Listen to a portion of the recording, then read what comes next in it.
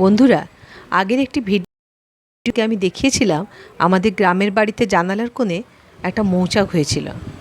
ওই মৌচাক থেকে আমার হাজব্যান্ড মধু সংগ্রহ করে এনেছে। এই দেখো, ও কি করেছে জানো তো?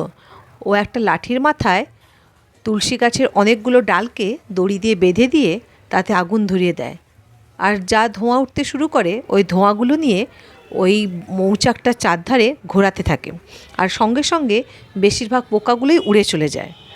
তারপর ওই পোকাগুলো যখন উড়ে চলে গেল, তক্ষুনি ও কী করলো, ওই মৌচাকটাকে হাত দিয়ে আস্তে আস্তে করে ভেঙে নিল।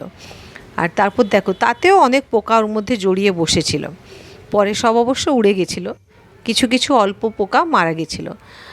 তারপর ও একটা থালার মধ্যে এই মৌচাকটা রেখেছিল, আর ওটার থেকে চুপড়ে চুপড়ে মধুটা বের করছে। দেখো, এটা একদম অরিজিনাল, একদম খাঁটি মধু। তোমরা তো জানো মধু কখনো নষ্ট হয় না, আর এই মধু তো কত উপকারী তা তোমরা নিশ্চয়ই জানো। আর দেখো, মৌচাকটা থেকে কত মধু পেয়েছি, 3টে বোতলে করে রেখে দিয়েছি। তো এই ভিডিওটা কেমন লাগলো তোমরা অবশ্যই জানিও।